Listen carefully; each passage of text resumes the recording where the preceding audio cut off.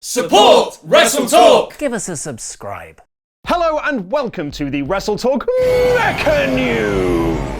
Hi, I'm Luke Owen. We've got a packed show of news for you today with an update on the contract for AJ Styles, more names joining All Elite Wrestling, and news on the WrestleMania 35 main event. But first, who are the best wrestlers in the whole world? Find out by buying the latest issue of the WrestleTalk magazine, which has a countdown of the top 100 wrestlers curated by a panel of total wrestling expert nerds. There's also an in-depth look at the career of Roman Reigns, full reviews of TV shows and pay-per-views, and a breakdown of everything we know about All Elite Wrestling. Buy your copy of the magazine today by using the link below and support WrestleTalk. Someone who could also use some support is former United States champion and incredibly handsome man Rusev. Despite being one of the most over acts in the company, with his Rusev Day gimmick catching more fire than anyone in WWE could have possibly predicted, Rusev was somewhat of an afterthought for a lot of 2018. His tag team with Aiden English was never fully pushed, they were then needlessly split up, and now he's back to being a heel again after forming an alliance with Shinsuke Nakamura. He did win the United States Championship back in December, but lost it just a few weeks later on the kickoff show for the Royal Rumble. And thanks to the folks over at Cageside Seats who put together some stats with boffins in lab coats, we've learned that this pre-show loss is just one in a long line of pay-per-view losses. In fact, the last time Rusev won a match on pay-per-view was on the Roadblock End of the Line 2017 pre-show, where he beat Big Cass by countout. And if you want to talk about main card matches, his last actual win was at Battleground 2016 against Zack Ryder. Yeah, 2016 against Zack Ryder. That's nearly 3 years ago. And these sorts of win-loss records appear to be playing into the various reports that many wrestlers are unhappy backstage with their positions in WWE. Over the last few weeks, we've heard that The Revival, Mike and Maria Kanellis, Hideo Itami, and Dean Ambrose have all asked to leave the company, with Itami being granted his release and WWE announcing that Ambrose will be leaving after WrestleMania, although it should be noted that the Ambrose story could all be a work. The latest group of people who are seemingly upset are the forgotten NXT call-up Sanity, who have done absolutely nothing since coming up to the main roster after WrestleMania last year. Sanity haven't been in a feud since their short-lived rivalry with New Day, which resulted in an Extreme Rules kickoff match in July last year. And they even couldn't get on TV this past week to be part of the Fatal 4-Way match to crown new #1 contenders to face Miz and Shane McMahon at Elimination Chamber. And Sanity's non-appearance on that show led to group member Killian Dane posting, "Where is Sanity?" on Twitter. And while this could just be a wrestler looking to get their spot back on TV, his tag team partner Alexander Wolf retweeted his hashtag with "sick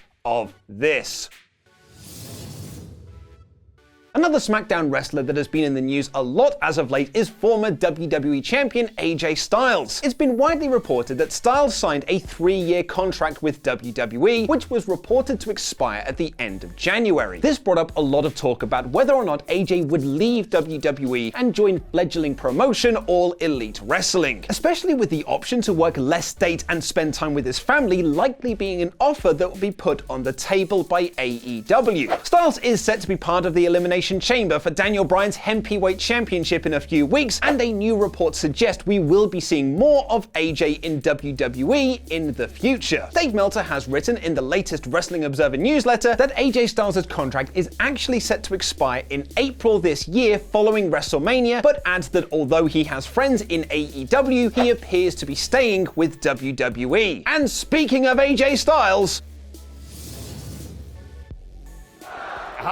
I mean, when you get yourself put in a position, you better make sure of what your game plan is. Is Homicide trying to alter it, whatever it is? But look at AJ. Oh no, look at this. Now Homicide got him, but here goes Christopher Daniels up the hill. Daniels as well. Daniels has got Homicide hooked. Homicide and Styles hanging on at the top of the cage.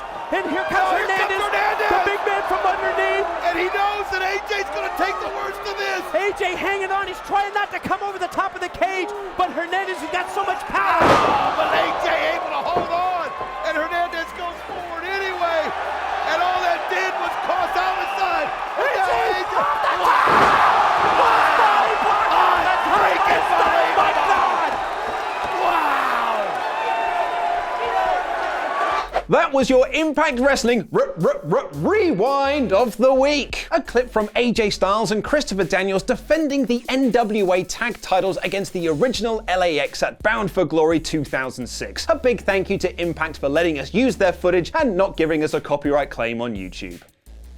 Someone who looks like they won't be returning to Impact Wrestling anytime soon is Matt Sidell. Sidell is currently out with an injury and he had surgery for it this past Tuesday, but according to the Wrestling Observer, he was offered a new deal with Impact Wrestling and decided to turn it down. Interestingly, Meltzer writes that Sidell has been in talks with All Elite Wrestling, New Japan Pro Wrestling, and WWE about signing with them now he's a free agent. Sidell has previously wrestled for WWE as Evan Bourne, but has also worked with New Japan and the Young Bucks. Meltzer adds that NJPW have not made an official offer to Sidell, and also adds that Matt and Nick Jackson are very high on him from their previous matches. And some more names have reportedly signed with All Elite Wrestling, including Sammy Guevara and Kylie Ray. It's being reported that Guevara told MLW that he's finishing up with the company, and Kylie Ray, not to be confused with British wrestling star and new WWE signee Kaylee Ray, should be officially announced at the Double or Nothing ticket announcement party in Las Vegas next Thursday.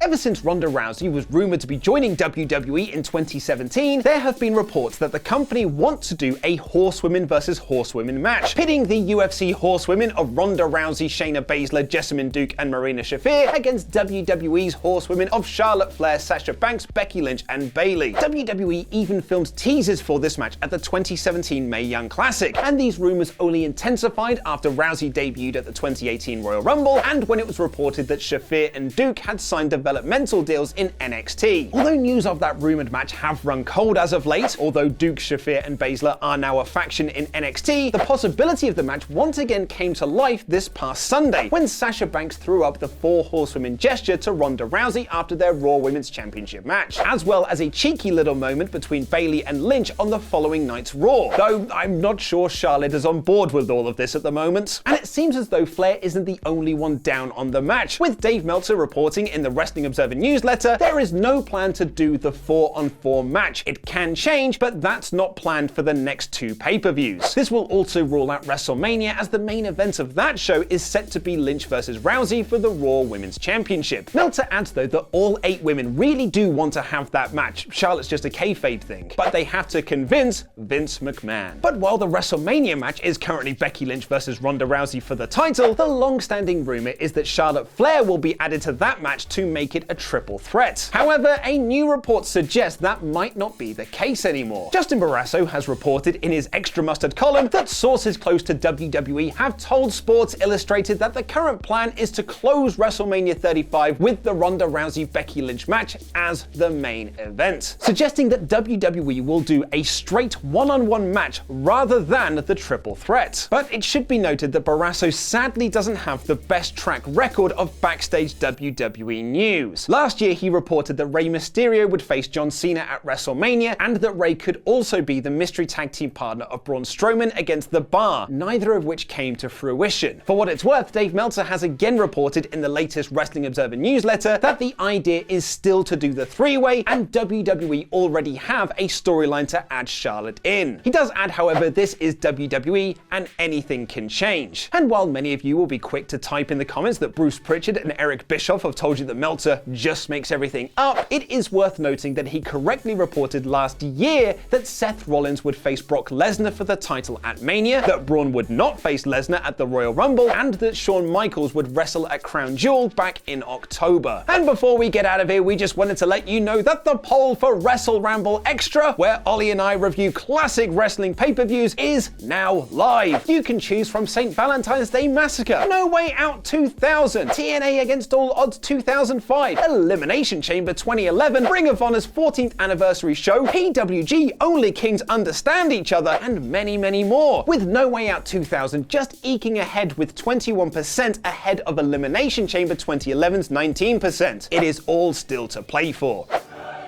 Become a pledge hammer today by clicking the Patreon icon on screen. And is Brock Lesnar also set to leave WWE and join AEW? Sounds implausible, and it probably is, but watch the WrestleTalk news to find out the details. I've been Luke Owen, and that was MECHANews!